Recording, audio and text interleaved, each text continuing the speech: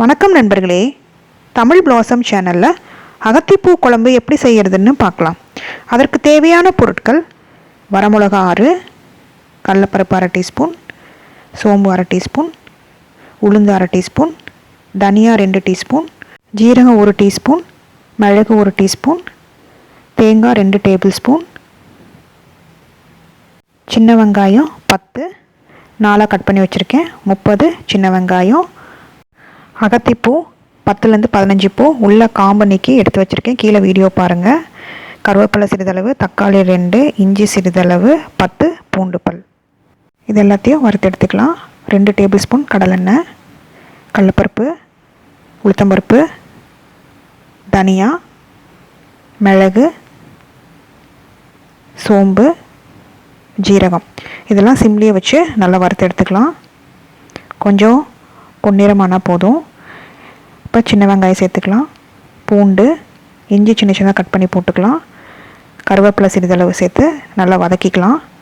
சிம்லேயே வச்சு நல்லா வதக்கிக்கலாம். வெங்காயம் நல்லா சுருண்டு வரணும், அது வரைக்கும் நம்ம நல்லா வதக்கி எடுத்துக்கலாம். அப்பப்போ நம்ம கிளறி விட்டுக்கிட்டே இருக்கலாம்.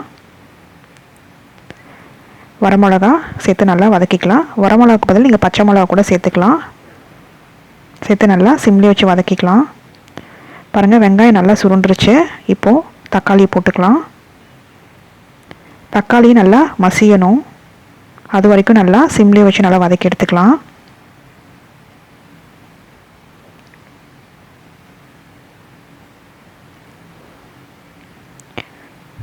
உப்பு சிறிதளவு சேர்த்துக்கலாம், அப்போ தான் தக்காளி நல்லா வதங்கும். சிம்லேயே வச்சு நல்லா வதக்கி எடுத்துக்கலாம். பாருங்கள், தக்காளி நல்லா மசிஞ்சிருச்சு. இப்போ நம்ம அடுப்பு ஆஃப் பண்ணிடலாம். இது நல்லா ஆறிட்டு இருக்கட்டும். நம்ம விழுதை அரைச்சி எடுத்துக்கலாம். மிக்சியில் 2 டேபிள் ஸ்பூன் தேங்காய், இப்போ ஆறின விழுதையும் சேர்த்து நல்லா நைஸாக அரைச்சிக்கலாம். தேவையான அளவு தண்ணி ஊற்றி நல்லா நைஸாக அரைச்சி எடுத்துக்கலாம். பாருங்கள், நல்லா நைஸாக அரைச்சி எடுத்தாச்சு. இப்போ அதே வானலியில் 1 டீஸ்பூன் கடலெண்ணெய் ஊற்றிக்கலாம். எண்ணெய் காஞ்சிருச்சு. இப்போ கடுகு போட்டுக்கலாம். கடுகு பொரிஞ்சிருச்சு. இப்போ கட் பண்ணி வச்ச சின்ன வெங்காயத்தை போட்டுக்கலாம்.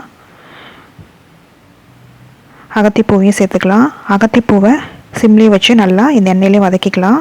அப்போ தான் கசப்பு தன்மை தெரியாது, எண்ணெயிலே வதக்கணும் அப்படின்னா. சிம்லேயே வச்சு சுருண்டு வர வரைக்கும் நல்லா வதக்கி எடுத்துக்கலாம். நல்லா சுருண்டுச்சு பாருங்கள். இப்போ அரைச்சி வச்சு விழுதை போட்டுக்கலாம். இப்போ தேவையான அளவு தண்ணி ஊற்றி நல்லா கலந்து விட்டுக்கலாம். ரொம்ப நேரம் கொதிக்கணும் அவசியம் கிடையாது, அகத்திப்பூ வேகணும். மஞ்சத்தூள் சிறிதளவு சேர்த்து நல்லா கலந்து விட்டுக்கலாம். இதுக்கு தேவையான அளவு உப்பு சேர்த்து நல்லா கலந்துக்கலாம். ரொம்ப கெட்டியாக இருந்ததுன்னா தேவையான அளவு தண்ணி சேர்த்துக்கோங்க. இது நல்லா கொதிக்க விடலாம். மீடியம் ஃப்ளேமில் வச்சு நல்லா கொதிக்க விடலாம். பூவும் நல்லா வேகணும். பாருங்கள், நல்லா குழம்பு கொதிக்குது. பூவு அந்த காம்பு எல்லாமே நல்லா வெந்துருச்சு. பாருங்கள், பூ கரையாமல் தான் இருக்கும் குழம்புல. எண்ணெயில் வதக்கி போட்டோம் அப்படின்னா கசப்பு தன்மை தெரியாது. அடுப்பு ஆஃப் பண்ணிடலாம். சுவையான அகத்திப்பூ குழம்பு ரெடி ஆயிடுச்சு. இது இட்லி, தோசை, சாதத்துக்கு ரொம்ப நல்லாயிருக்கும். இந்த ரெசிபி செஞ்சு பார்த்துட்டு உங்களோட கமெண்ட்ஸ் என்னன்னு சொல்லுங்கள். பிடிச்சிருந்தா லைக் பண்ணுங்கள், ஷேர் பண்ணுங்கள், சப்ஸ்கிரைப் பண்ணுங்கள்.